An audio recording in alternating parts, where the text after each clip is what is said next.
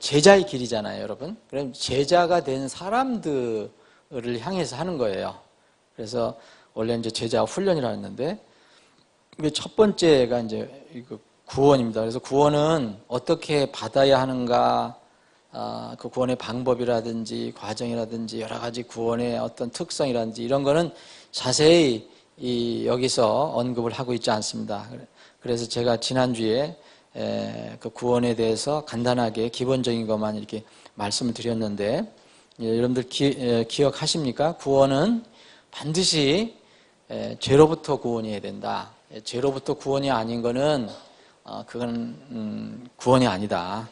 그리고 죄로부터 구원이라는 거는 혹시 여러분들이 거기 여러분 자료에 없으시니까 마태복음 1장 21절 같은 거 여러분들이 기억하시면 도움이 될 겁니다. 이게 예수님께서 이 땅에 오신 그 이유를 거기 설명해 놨어요. 아들 이제 임마누엘 하시는 그 이유. 왜 오셨느냐? 백성들을 죄들에서 건져내시기 위해서 오셨다. 구원하시기 위해서.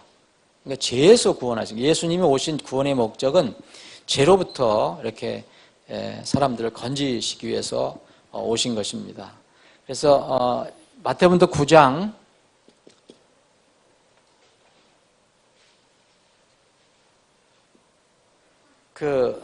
예수님께서 또 달리 말씀하신 게 있어요. 마태복음 9장 13절 보면 인자가 온 것은, 한 사람의 아들이 온 것은 사람들을 이렇게 부르시러 오신 것은 왜 오셨느냐?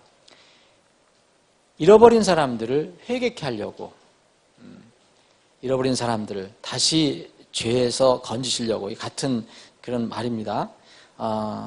그러면 예수님께서 오신 다른 방법은 죄를 제거하신다 그랬어요.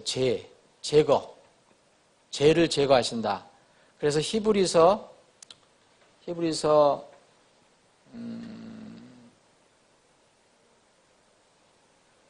9장 26절에 보면 예수님께서 오신 목적, 예수님께서 세상의 죄를 제거하시려고 왔다. 요한일서 3장 5절도 예수님께서 세상 죄를 제거하시려고 오셨다.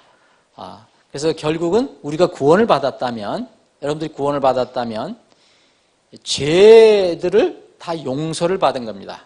용서. 그 죄들의 용서를 받았다. 이런 것은 에베소서 1장 7절 읽어보시면 그 에베소 교회 성도들이 이제 죄들에서 다 용서를 받은 것이다 이렇게 표현합니다.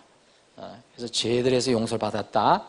또 같은 말인데 골로새서 1장 14절 이것도 죄들에서 용서를 받았다. 그래서 이런 정도로는 여러분들이 여기 자료에는 없어요. 여기 원래 미국에서 만든 자료. 근데 이게 보안을 제가 다 그 일부를 넣을 수 없으니까 여러분들 혹시 필요하신 분들은 이렇게 기록하시면 나중에 여러분들이 남을 도와주실 때 이렇게 도와주시면 좋겠습니다.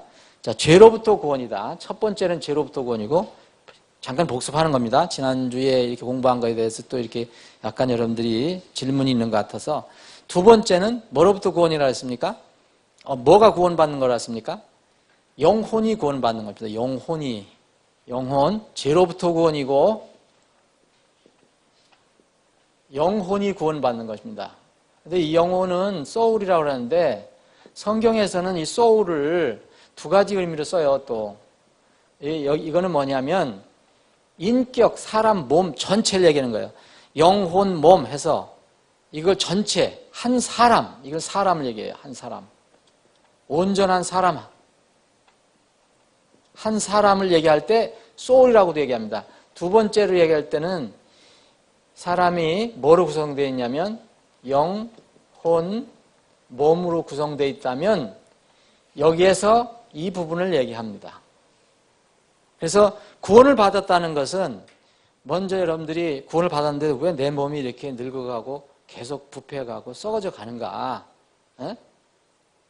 그거는 뭘 받았느냐면 영혼이 받았기 때문에, 영혼을 구원을 받았기 때문에 이제 나중에 이 몸은 자동적으로, 영혼이 구원받은 사람은 자동적으로 구원을, 대속을 받게 돼 있어요. 구원받은 사람들은. 근데 이걸 전체로 보면 이 영혼만 구원받았다 해서 몸이 구원받지 않았다는 얘기가 아니라 우선 영혼이 구원을 받았기 때문에 나중에 몸은 우리가 주님 오실 때는 썩지 않은 몸으로 변화가 되는 겁니다. 그래서 몸이 아무리 건강하고 뭐 튼튼하고 몸이 어떤 위험에서 구원을 받았어도 영혼이 구원을 받지 못하면 나중에 예수님 오실 때는 다 멸망받는 겁니다. 그래서 두 가지 다 이해할 수 있어요. 그러면 온전한 사람이 구원받는 거예요. 온전한 사람이. 그래서 이건 왜 그러냐면은 하나님께서 그 사람을 만드셨을 때 창세기 2장 12절을 보시면 뭐라고 되어 있죠? 2장 7절. 창세기 2장 7절. 그러면은 하나님께서 땅의 흙으로 사람을 지으시고 그 사람의 생명의 숨을 그 사람의 코 속에 불어넣으시니, 콧구멍에 불어넣으시니 살아있는 뭐가 되었다 그랬습니까? 소울이 되었다 그랬습니다. 이 소울. 여기서 소울로 쓰고 있거든요. 소울. 살아있는 소울이다. 그럼 그거 뭐냐? 그건 혼만 얘기하는 게 아니라 모든 전 인격체를 얘기하는 거예요. 전 인격체. 그러니까 구원을 받았다 할 때는 이렇게 영혼이 구원을 받았다고 표현을 하는 겁니다. 여러분들 그렇게 기억하시면 되겠습니다. 그래서 그 구약을 보면 예를 들어서 이제 이 레위기 같은 걸 보면 어떤 사람이 죄를 범하였으면 이런 말도 쓰지만 어떤 혼이 죄를 범하였으면 이렇게 해서요. 레위기를 한번 앞에 읽어보시면 그러니까 이 혼이라고 얘기할 때는 이 사람이 여기서는 혼만 죄를 졌는가 그게 아니고 전 인격적인 한 사람이 죄를 범했다는 것을 이야기하는 것입니다. 여러분들 이해되시죠? 그래서 이런 거를 여러분들이 이렇게 여러분들이 제자와 훈련할 때 다른 사람들 도와주실 때 그렇게 기억을 하셔서 도와주시면 됩니다. 그 정도 하면은 그 지난주에 한 것이 이렇게 복습이 될 것 같은데, 그러면 이제 죄로부터 구원을 받았다면은 죄의 싹스로부터 구원을 받는 거죠. 죄의 싹이 있다고 그랬거든요. 죄의 값. 그럼 죄의 싹이 뭐라 그랬죠? 죽음입니다. 사망. 그러니까 우리는 사망에서 구원을 받은 겁니다. 근데 우리 육이 왜 죽습니까? 육은 죽어도 어떻게 됩니까? 다시 육이 살아나잖아요. 부활되잖아요. 그래서 그런 아주 보장을 받은 겁니다. 그래서 근데 여기에서 죄로부터 구원을 못 받으면 죄의 싹스로부터도 구원을 못 받는 거고 죄의 싹신 사망으로부터 구원을 못 받는 거예요. 사망에 끝내 처해야 되는 거예요. 영원한 사망에. 그럼 그게 어디죠? 하나님과 분리가 되는 지옥이라는 것이죠. 영원한, 계시록에 나와 있는 영원한 불지옥에 우리가 이렇게 처하게 되는 겁니다. 그래서 참 재미있는 것은 우리가 구원을 받으면 성경에서는 이미 뭐라 그랬습니까? 우리 몸은 지금 아직도 완전하지는 않지만 하나님의 입장에서는 우리 믿음을 알기 때문에 이미 우리는 구원을 받아서 어디로 옮겨졌다고 얘기해요? 천국으로 옮겨질 것이 아니라, 공부하신 분은 이거 찾아보시면 돼요. 골로새서 1장 23절 보면 우리는 천국으로 이미 옮겨졌다. 옮겨질 것이 아니라. 자, 그럼 이제 지난주에 여기까지 했고요. 세 번째 우리가 공부해야 될 것 같은데, 세 번째 공부하고 지난주에 질문 하나님의 성품에 대해서 이렇게 끝부분에 대해서 공부를 하겠습니다. 자, 그러면 우리가 구원을 받으면 세상에 두 가지 영적인 가족이 있다고 그랬어요. 하나는 본인이 알든 모르든 인정하든 안 하든 구원을 못 받은 사람, 예수 그리스도를 통해서 거듭나지 않은 사람은 태어날 때부터 누구의 자식이라 했습니까? 마귀 자식이라 했습니다. 우리가 얘기하는 게 아니라 하나님이 얘기하신 겁니다. 두 번째는 우리가 구원을 받으면 하나님이 가족이 된다고 그랬어요. 하나님 자녀. 그러면 이거는 뭘로 됩니까? 첫 번째는 그 마귀의 자식은 가만히 있으면 돼요. 되는 것은 그냥 자연적인 출생, 우리가 어머니 뱃속을 통해서 육신으로 나오는 거는 첫 번째 나기 때문에 그냥 자동적으로 이제 마귀의 자식이 되는 거죠. 그런데 두 번째 거듭나야지 두 번째 자식이 영적인 자식이 됩니다. 이건 거듭나야 된다 그랬습니다. 그런데 또 궁금하신 게 있어요. 그러면 아이들은 어떻게 합니까? 아이들은 본성으로는 그걸 가지고 있어도 아이들은 이 어떤 그 어른들처럼 자기가 선택할 수 있는 의지와 그런 어떤 그 믿음이 없어요. 그래서 아이들은 어떤 수준까지는 하나님만 그건 아세요. 사람이 판단할 수 없어요. 그 아이들이 선택할 수 있고 자기가 그것을 의지적으로 이해할 수 하기 전에까지는 다 하나님께서 아이는 천국으로 인도하십니다. 이게 성경의 가르침입니다. 그래서 아이같이 어린아이같이 회심해서 어린아이같이 되지 아니면 천국 갈 수 없다 그랬습니다. 천국은 어린아이들 것이라고 얘기했습니다. 사실 그래서 우리가 어린아이들 마음이 같이 되는 어린아이 마음이 되는 겁니다. 자, 그러면 출생의 결과로서 이제 하나님의 성품을 받고 또 새로운 영생을 얻는다 그랬어요. 그런데 그래서 하나님의 성품에 대해서는 이따 이제 지난주에 질문이 있었기 때문에 좀 살펴보고요. 자, 여러분들 가지고 계신 자료 보면 세 번째 3페이지 보면 이제 그럼 하나님과 나는 어떤 관계에 있습니까? 자, 구원을 받았어요. 거듭났어요. 그럼 어떤 관계에 있는 거죠? 여기 다 있습니다, 자료에. 이제 죄인이었다가 뭐로 바뀌었어요? 네, 하나님의 자녀가 되는 겁니다. 하나님의 아들이 되는 거예요. 하나님의 아들. 그게 그 성경 구절을 여러분들 찾아보시면 되고요. 그러면 이제는 이제 전에는 심판자와 죄인의 관계에 있었어요. 그러면 이제는 이제 하나님 아버지와 아들, 딸로 되는 거예요. 관계가. 그래서 거기 나아본에 보면 그와 같은 관계는 이 세상에서의 무슨 관계로 묘사가 됩니까? 아버지와 자녀. 그러면 이걸 보고 부자 관계라고 하죠. 이 부자들 자자해도 여자들도 다 들어가는 거예요. 그러면 또 서운해하면은 부녀 관계로 함시돼요. 이게 이 관계로 되는 거예요. 우리가. 이거 여러분 이제 결혼해서 아이를 낳으신 분들은 참 이해하기가 좋아요.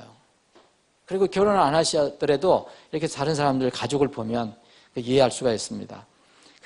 우리가 하나님을 아버지라고 불러요. 아버지. 예? 아버지라고 부르잖아요.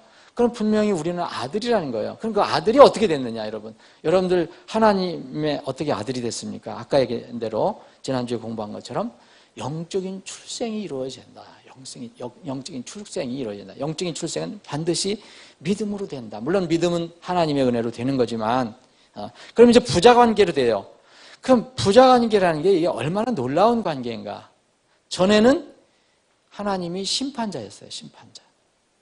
이제는 부자 관계로 됩니다. 그래서 거기 9가지를 이 자료는 9가지를 제시합니다. 자, 그러면 하나님이 우리의 아버지가 됐어요. 그 거룩하신 하나님이 우리의 아버지가 되면 여기서는 좋은 아버지로 표현했어요. 좋은 아버지는 자녀를 사랑하고 돌보잖아요. 여러분 제가 그 아버지 된 사람이 자녀 막 다루는 사람이 있어요? 정말 남 다루지 다루는 사람 있습니까? 베드로전서 5장 7절 한번 읽어보시고 마태복음 6장 33절 34절에 보면 그 아버지의 마음이 들어있어요.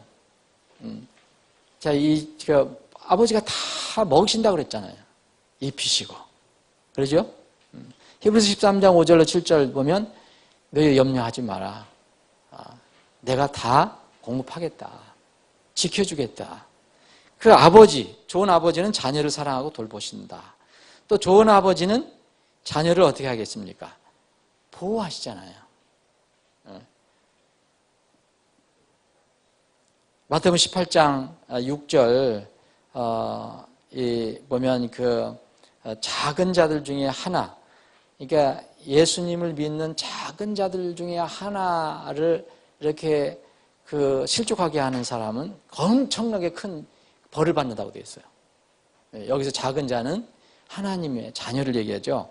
그리고 여기에 기록이 되어 있지 않지만 마태복음 10장에 보면 29절 31절에 보면 하나님께서 좋은 아버지는 자녀를 보호하신다. 물론 사랑하고 돌보신다도 포함되고 다 여기에 해당되지만 마태복음 10장 29절 31절에 보면 하나님께서 여러분들의 머리에 머리칼도 세신다 그랬어요.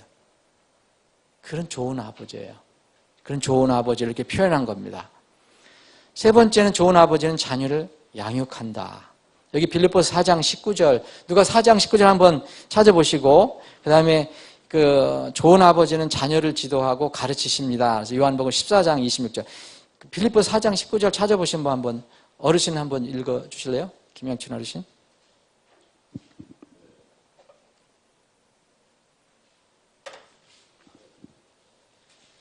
빌립보서 4장 19절. 오직 내 하나님께서 그리스도 예수님을 통해 영광 가운데서 자신의 부요하심에 따라 너희의 모든 필요를 공급하시리라. 아멘. 그러니까 하나님께서 주님께서 아버지가 되셨기 때문에 우리 자녀들에게 모든 필요한 것을 공급해 주시겠다고 얘기했습니다. 여러분들 좋은 아버지, 여러분들이 아버지를 한번 기억하시면 됩니다. 요한복음 14장 26절 여러분 잘 아실 구절인데 요한복음 14장 26절 한번 찾으신 분 좀 읽어보시고 그리고 시편 46편 1절 그리고 빌립보서 4장 13절 찾으신 분들은 한번 읽어보시기 바랍니다. 자, 먼저 찾으신 분은 아무나 한번 읽어보세요. 어디 읽어? 너희가 내 이름으로 무엇을 구하든지 내가 그것을 행하리니 이것은 아버지께서 아들 안에서 영광을 받게 하려 함이라. 몇 절 읽으셨죠? 13절. 14절. 너희가 내 이름으로 무엇이든지 구하면 내가 그것을 행하리라. 요한복음이요? 예. 14장 26절 한 번 더 읽어주세요. 26절. 예.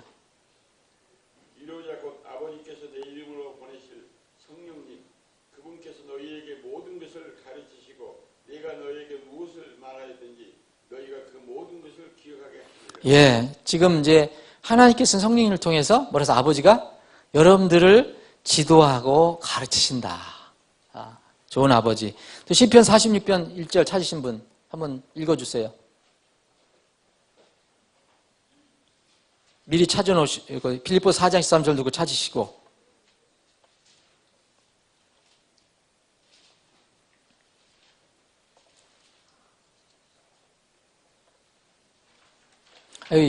우리 김영춘 어르신만 읽게 하지 마시고 다른 분 어디 이금희 자매님 읽어보세요.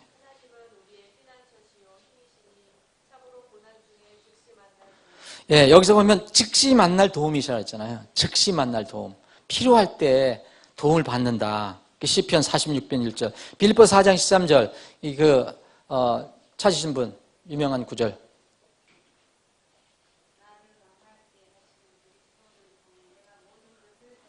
예. 좋은 아버지는 어떻게 합니까? 자녀들이 이렇게 잘 할 수 있도록 격려해 준다는 거죠. 그래서 우리는 그리스도를 통해서 내가 모든 것을 할 수 있다. 이런 힘을 주셔요. 그리고 좋은 아버지는 여러분들 이거 7절은 여러분들이 언더라인을 해주시든지 표시를 해놓으세요. 여러분 좋은 아버지는 자녀를 이렇게 잘못되게 그러니까 마음대로 해서 못되게 되거나 잘못된 길로 가도 방치하지 않으세요. 좋은 아버지, 여러분 좋은 부모는 어떻게 해요? 자녀가 잘 되도록 잘못하면 어떻게 합니까? 잘못하면 매를 댑니다. 매를 대요. 여러분 좋은 아버지, 매 안 되는 아버지는 그 좋은 아버지 아니에요. 자녀가 마음대로 잘못되도록 놔두는 건 그래서 히브리서 12장 5절부터 11절 길지만 여기에 보면 뭐라고 되어 있습니까? 아버지는 자기 자녀를 매를 댄다 했어요. 징계한다. 근데 만약 자녀가 계속해서 잘못된 일을 하는데도 매를 안 대면 그 아버지는 아버지가 아닙니다. 그 아들은 사생아예요. 굉장히 중요한 구절입니다. 자, 마태복음도 좋은 아버지는 자녀를 먹이신다고. 마태복음 4장 4절에 보면 너희가 빵으로만 살 것이 아니요 하나님에서 나오는 모든 말씀으로 살 것이니라. 빵도 먹이시고 하나님의 생명의 양식도 먹이신다는 거예요. 아홉 번째는 좋은 아버지는 자녀를 위해서 뭘 가지고 계시겠습니까? 계획을 가지고 계시죠. 얘가 이렇게 잘 돼야지. 어떤 계획을. 그래서 로마서 8장 28절 여러분 잘 아시는 것처럼 28절은 뭡니까? 모든 것이 합력하여 선을 이루도록 하셔요. 그리고 29절에는 하나님께서 예지를 하셨고 예정을 하시고 성취하게 하신다는 거죠. 이것이 바로 구원받은 후에 아버지와 아들과의 관계를 이렇게 표시한 겁니다. 자, 답은 봅니다. 좋은 아버지는 결코 고의적으로 자녀를 다치게 하는 어떤 일을 하지 않는다.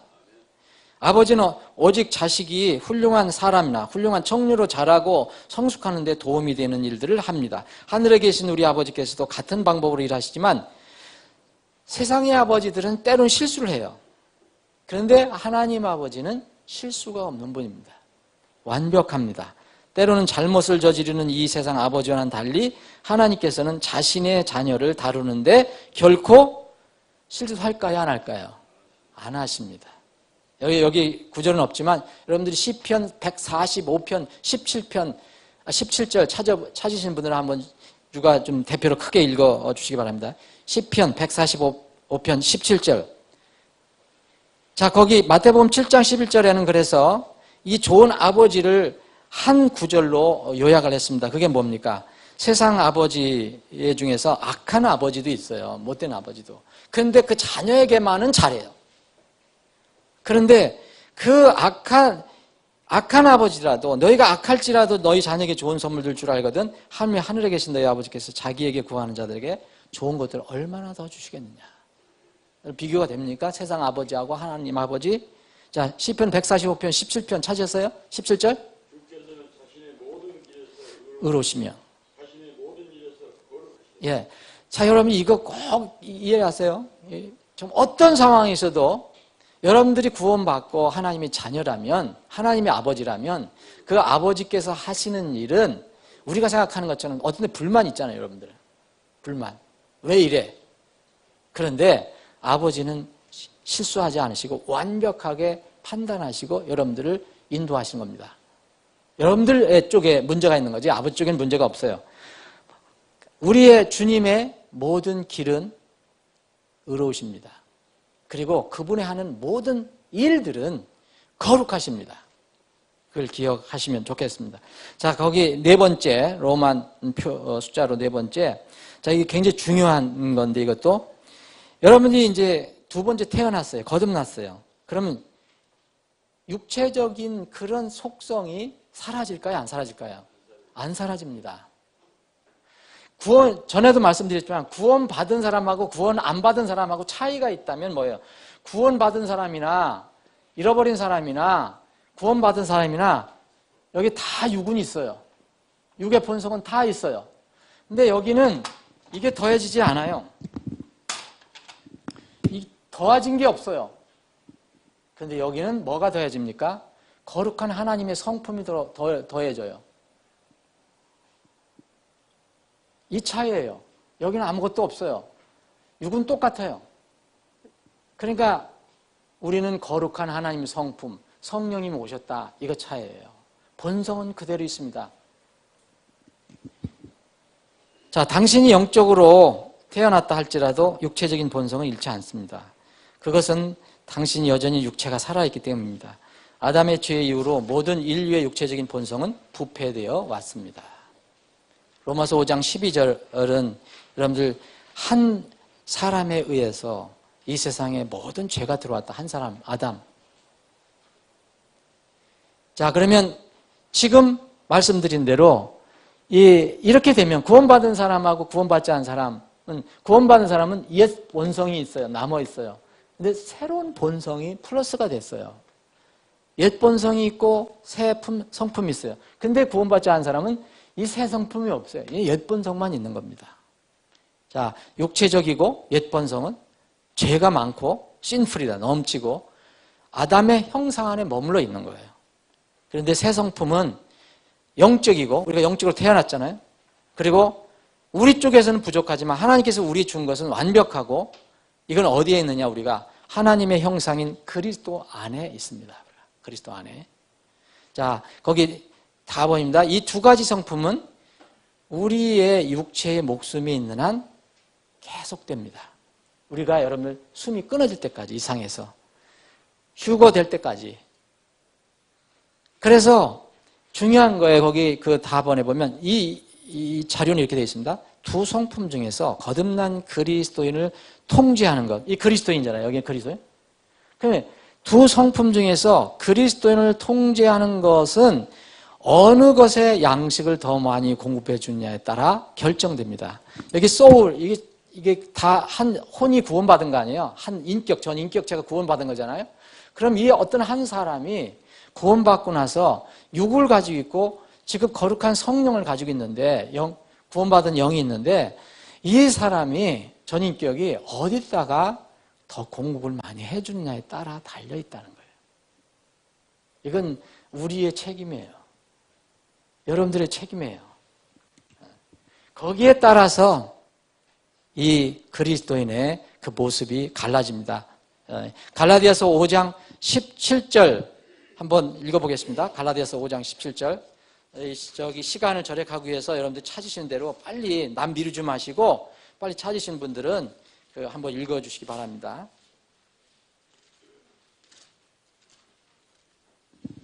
제가 읽을게요. 제가 더 빨리 찾아.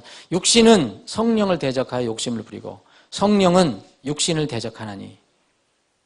이게 누굽니까? 갈라디아 교회 성도들, 구원받은 성도들 얘기하는 거예요. 이 둘이 서로가 반대가 되므로 너희가 원하는 것들을 능히 하지 못하니라. 여러분 똑같이 여러분들 공평하다고 육에도 공급 똑같이 해주고 이 성령 쪽에 공급도 똑같이 해주면 영 쪽에 여러분은 아무것도 못해요. 아무것도 못하는 거예요. 그런데 여러분들이 여기다 공급을 많이 해주면 무슨 일 하죠? 하나님 기뻐하시지 않는 일을 해요. 또 여기다가 공급을 많이 해줘 보세요. 이쪽에 저는 그전에 여기 설명해 드릴 때 뭐를 기억하세요? 이게 제가 설명할 때. 링을 말씀드렸잖아요, 링. 이게 그 본성이에요. 우리 마음에 이렇게 돼 있으면 링이 있어요. 못 나가요. 근데 본성이 있고 여기가 저기 거듭난 영이 있어요. 그럼 이 링에서 사실 권투하는 것 같아요.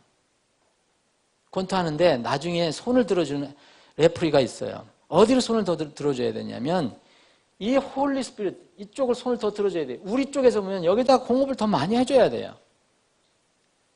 그래야지 우리가 이 땅에서 이 신앙생활 할 때 승리 쪽으로 넘어갈 수가 있는 겁니다. 여기 쪽에 공급을 많이 해보세요. 여러분 매일 패배해요. 예를 들어서 아주 쉽게 우리 청소년들이 텔레비를 매일 봐보세요.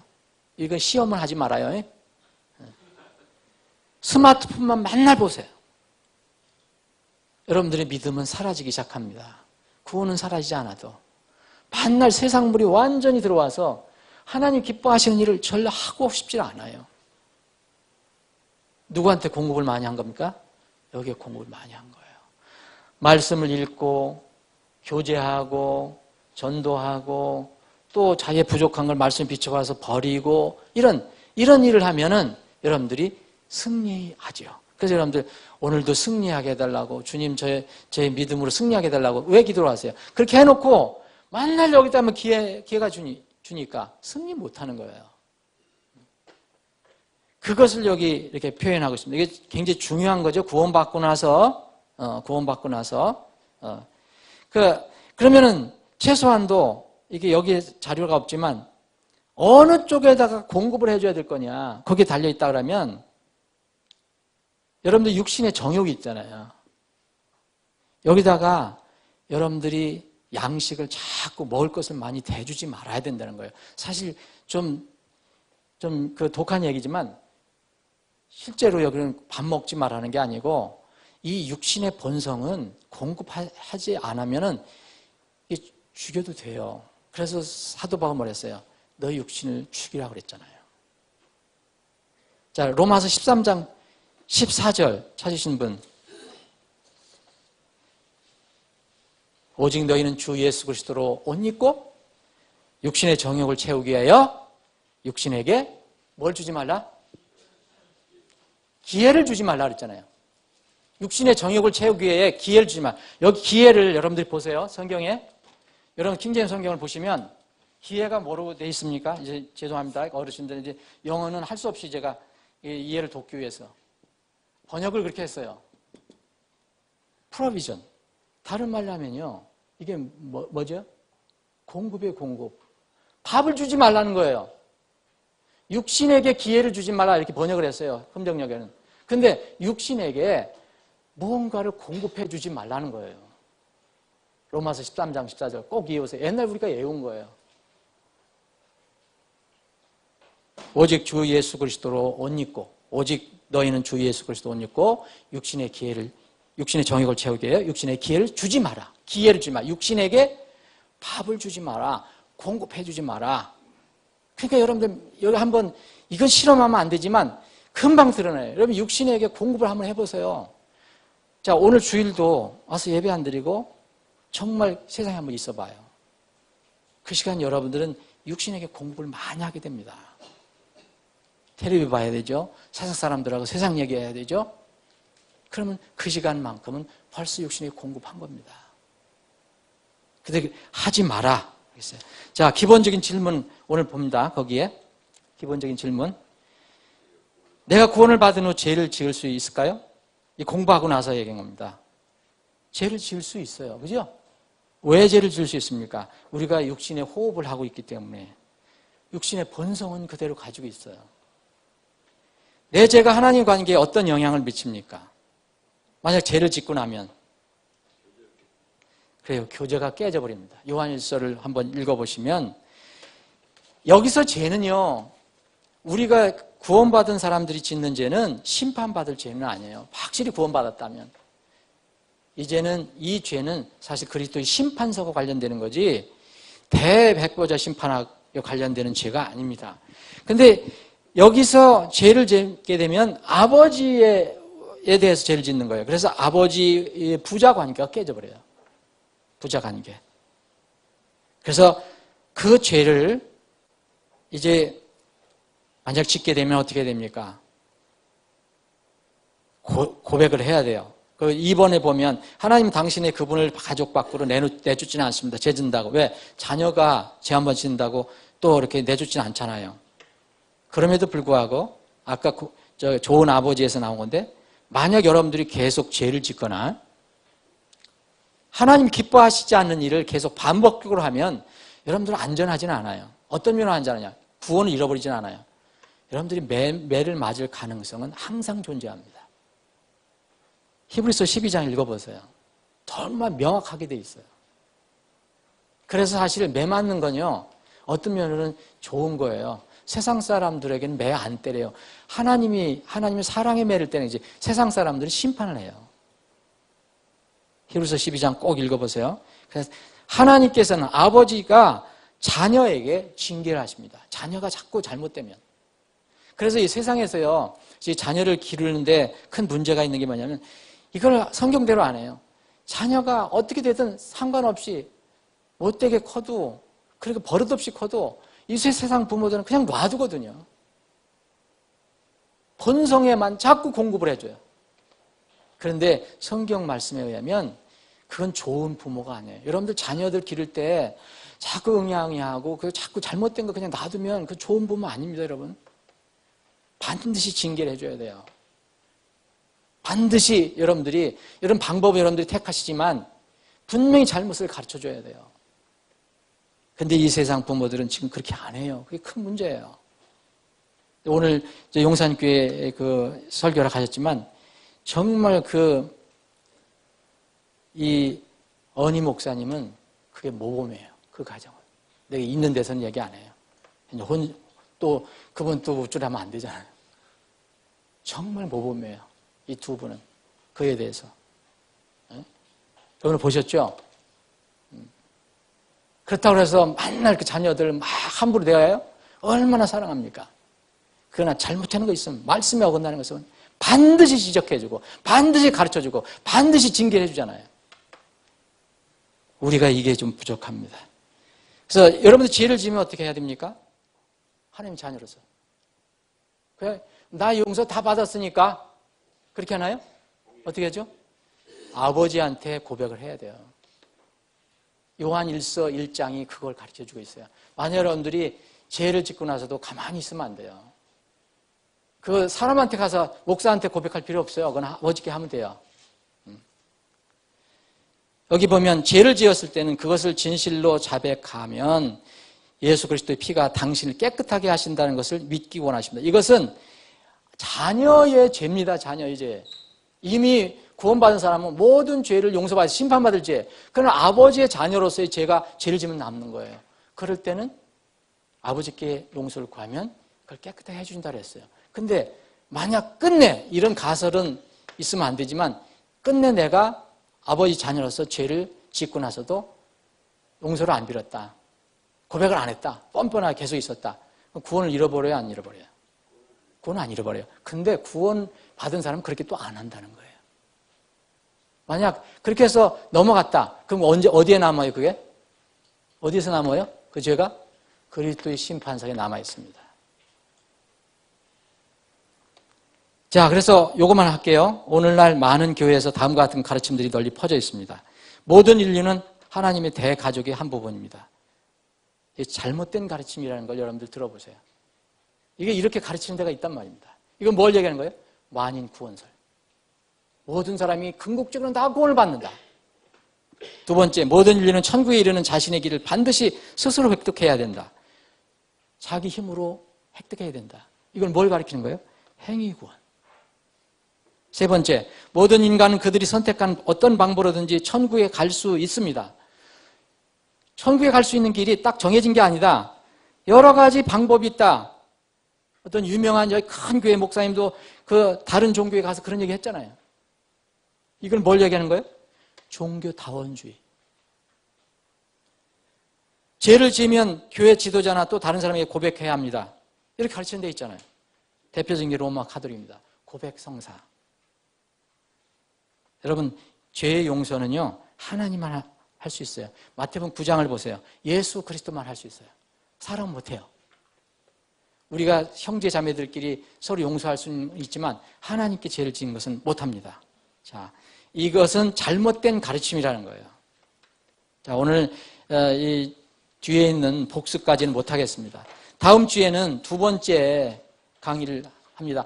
다음 주에는 우리가 창립 기념주일이기 때문에 오늘 광고가 나겠지만 여러분들이 전도하는 사람들을 데려올 분들이 있기 때문에 아침 장년 주일학교, 다른 혹시 뭐 중고등부나 또 청년부를 같이 하니까 중고등 모르겠어요.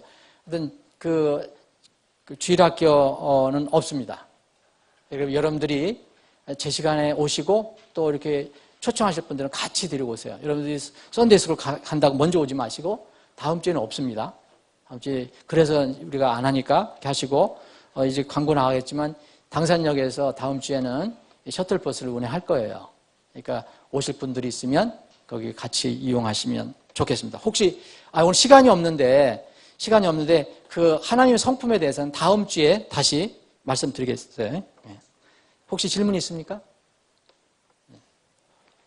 예, 아버지 하나님 감사합니다. 오늘도 저희들에게 이런 귀한 시간을 허락해 주셔서 하나님 말씀을 배우고 익힐 수 있게 하시니 감사합니다. 주님, 말씀을 배우는 것 단순히 우리 머리에 지식으로 남지 않게 하시고 가슴으로 내려와서 우리 마음속에 깊이 새겨지게 하시고 주시고 그 말씀이 우리의 생명의 발걸음이 되게 하여 주시길 원합니다. 이 시간 이후로 진행되는 모든 절차를 주님의 손에 의탁합니다. 주님 홀로 영광 받아주시기를 원하오며 거룩하신 예수님의 이름으로 기도합니다. 아멘.